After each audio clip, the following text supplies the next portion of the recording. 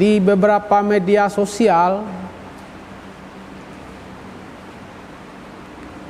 kenapa kita ini harus bertasawuf.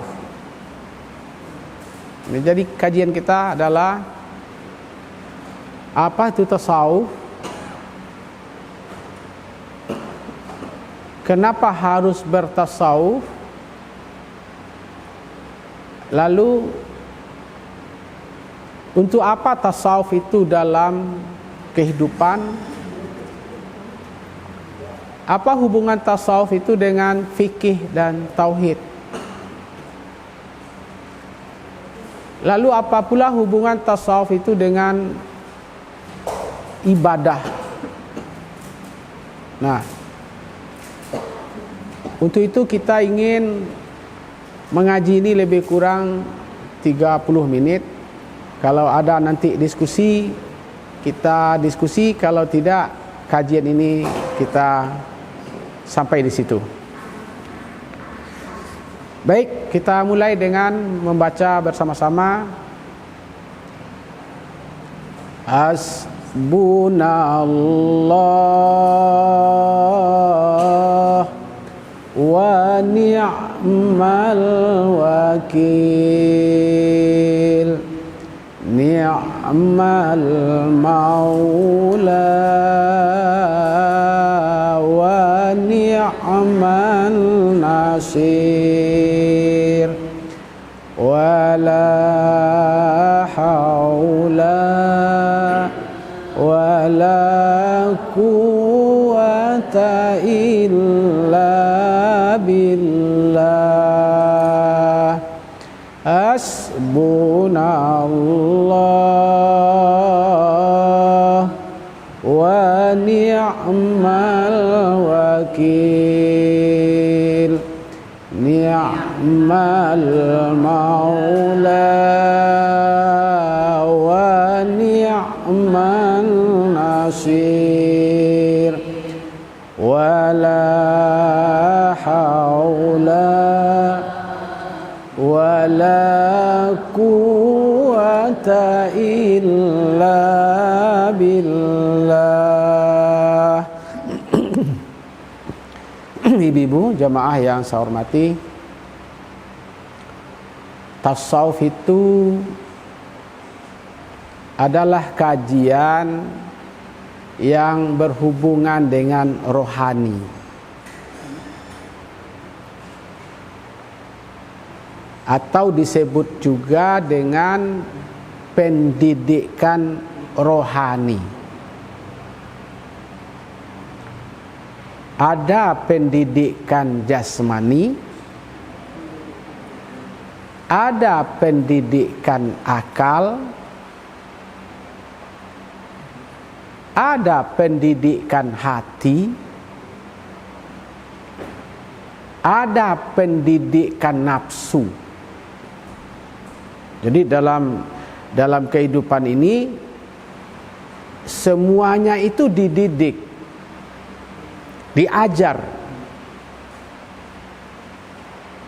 Pendidikan akal itulah dia ilmu. Kita sekolah SD, SMP, SMU sampai perguruan tinggi, maka disebut dengan pendidikan akal.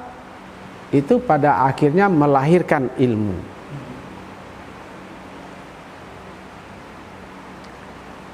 Yang kedua, pendidikan hati.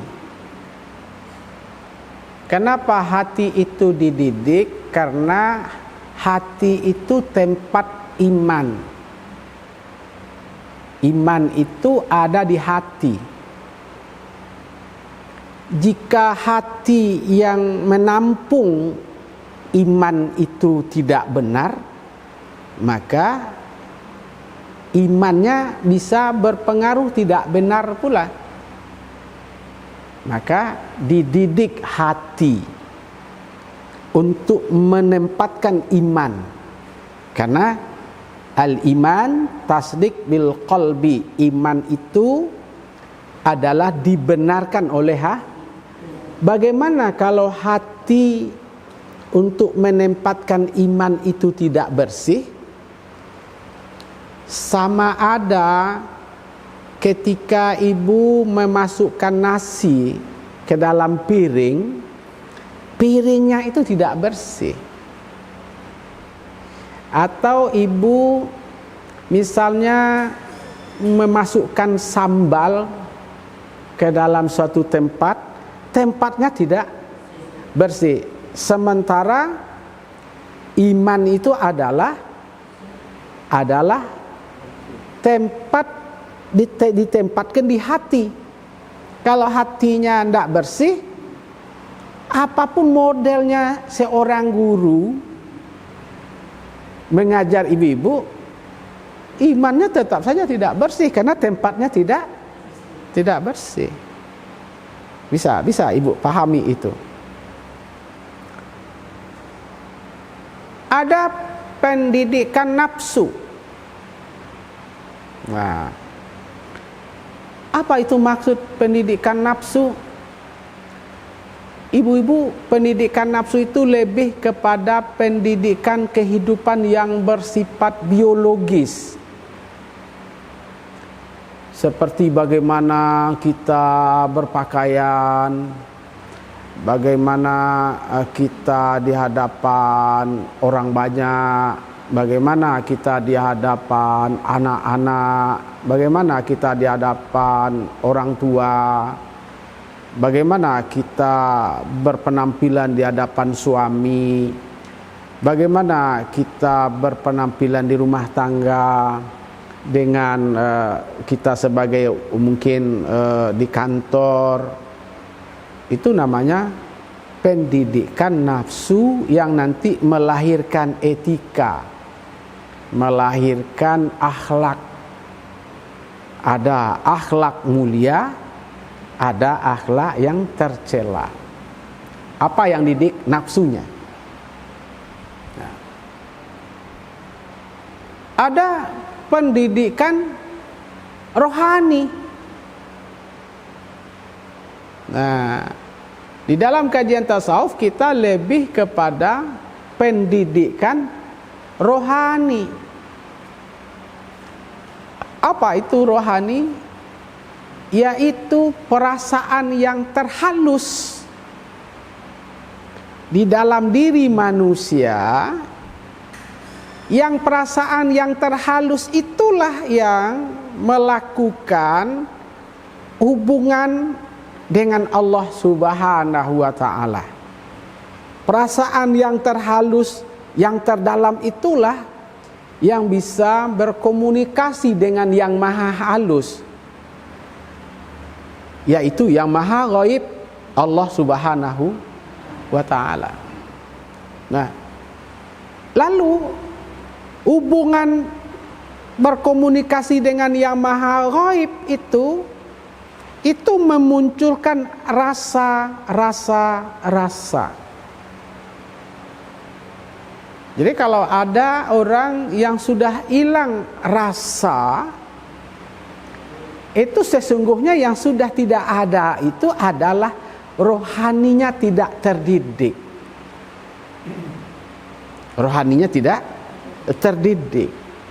Jadi kalau begitu pendidikan rohani adalah pendidikan orang agar dia punya rasa. Terutama sekali adalah rasa berallah, rasa bertuhan.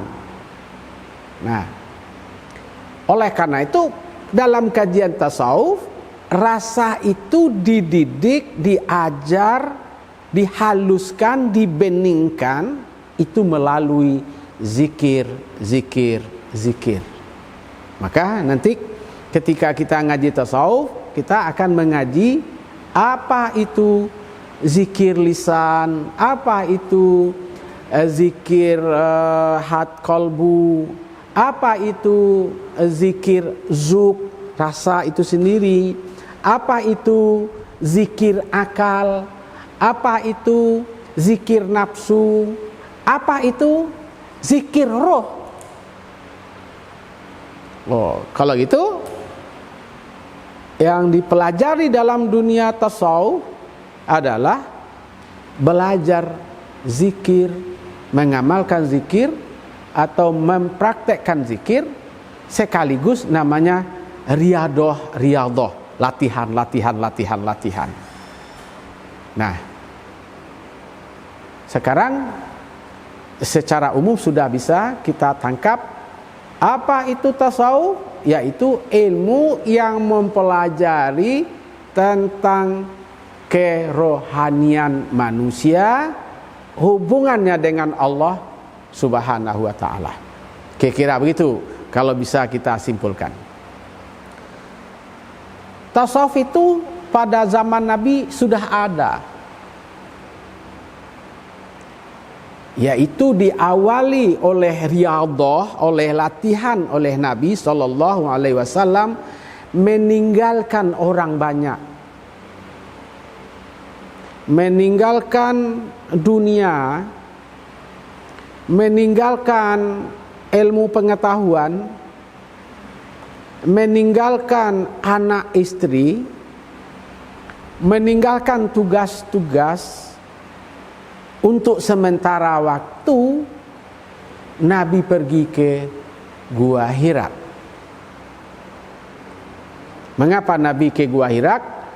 Belajar hidup sendiri, belajar hidup mandiri, belajar hidup susah, belajar hidup bahwa yang ditakuti hanya satu, Allah.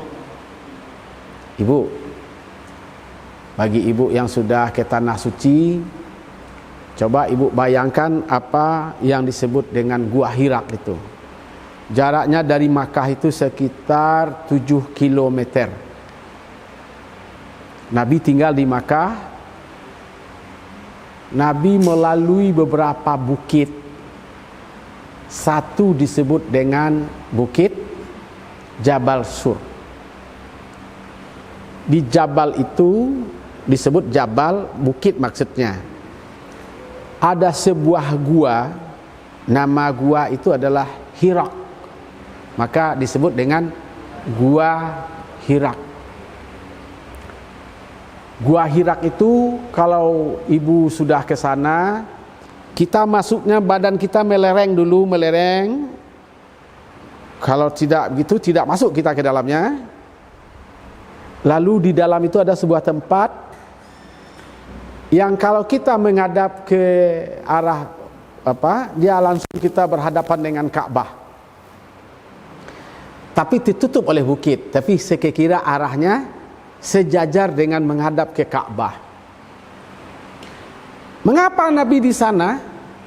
Nabi merenung, Nabi memikirkan siapa dirinya, merenungkan siapa dirinya, mengapa diri ini ke depan, apa yang harus dilakukan oleh diri ini dengan dirinya sendiri dan dengan di luar dirinya, serta bagaimana dia untuk berkomunikasi dengan yang gaib. Dalam bahasa modern namanya berkontemplasi. Dalam bahasa orang-orang tasawuf namanya adalah berkhalwat. Dalam kajian ilmu thariqat namanya sulu'. Dalam ilmu-ilmu modern namanya adalah Nabi melakukan riyadhah untuk menyadarkan dirinya. Karena yang akan diminta pertanggungjawaban oleh Allah itu adalah dirinya. Yang diminta pertanggungjawaban oleh Allah adalah jiwanya, rohaninya, rohnya. Oleh karena itu dia harus bertanggung jawab kepada Allah Subhanahu wa taala dengan melatih. Lebih kurang dalam sejarah itu Nabi 3 tahun berulang-ulang ke Gua Hira. Nabi diantar makanan, minuman oleh istrinya Khadijah radhiyallahu anha. Bentuk tuna sayang istrinya kepada suaminya. Mengapa suaminya di situ? Berkontemplasi, mencari jati diri untuk menghubungkan dirinya dengan Sang Maha Gaib, yaitu Allah Subhanahu wa ta'ala. Itu awal, atau dalam bahasa modern, starting point Nabi memulai memasuki dunia tasawuf. Apa targetnya? Ketika hati Nabi itu sudah bening, ketika jiwanya sudah bersih, ketika fikirannya sudah terang, baru datang kepada Nabi itu yang bernama wahyu. Baru datang kepada Nabi yang bernama wahyu. Apa itu wahyu? Yaitu petunjuk dari Allah Subhanahu wa ta'ala untuk dirinya dan untuk manusia sekalian. Kira-kira gitu ya. Maka kapan kita akan menerima wahyu itu? Ketika rohani kita bersih. Maka Nabi diajar oleh malaikat Jibril untuk dididik rohaninya selalu bersih, bersih, bersih. Maka Nabi menerima titel yang paling tertinggi, yaitu wahyu. Lalu bagaimana dengan kita manusia yang bukan Nabi, yang bukan Rasul? Karena Nabi itu adalah laqad kana lakum fi rasulillahi uswatun hasanah. Nabi itu adalah contoh dalam segala kehidupan manusia. Maka bagi kita, kalaupun tidak sampai tingkat menerima wahyu, tapi setidaknya kita harus mengikuti jejak Nabi, bagaimana hati ini bening dari huru hara dunia, dari pangkat, dari jabatan, dari dunia benda yang selama ini mengganggu kebeningan hati itu atau jiwa itu dengan Allah. Lalu apa yang kita harapkan? Kita kalaupun mungkin tidak dapat ilham, mungkin setingkat di bawahnya namanya taufik, mungkin setingkat di bawahnya namanya hidayah, mungkin setingkat di bawahnya namanya ma'unah, pertolongan Allah Ta'ala. Mungkin setingkat di bawahnya itu ilmu. Setidaknya kita punya ilmu rasa, atau disebut juga dengan ilmu firasat. Atau setingkat di bawahnya mungkin ilmu laduni, ilmu yang diberikan oleh Allah Subhanahu wa Ta'ala tentang ilmu rasa. Sampai-sampai nanti para ulama-ulama, para wali-wali Allah, para orang-orang soleh, mereka merasa damai, mereka merasa nyaman, sekalipun dalam bentuk kehidupan benda, dalam kehidupan material mereka susah. Nah, ibu-ibu jamaah yang saya hormati, oleh karena itu pengajian tasawuf, ya, karena tidak semua orang yang berani untuk masuk ke dunia itu, tapi setidaknya pada hari ini kita ingin menggambarkan bahwa tasawuf itu adalah ajaran yang tertinggi dari ajaran agama Islam, karena dia telah melewati kajian-kajian fikih, dia telah melewati kajian-kajian tauhid, baru masuk ke dunia tasawuf. Maka kita simpulkan tasawuf adalah ilmu untuk bagaimana rohani kita bersih, berhubungan dengan Allah, yang dampaknya melahirkan manusia yang berakhlak yang mulia. Kira-kira seperti itu. Subhanallah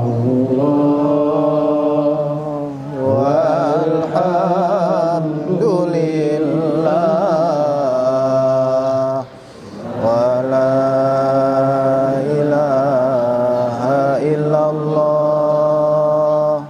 wallahu akbar. Subhanallah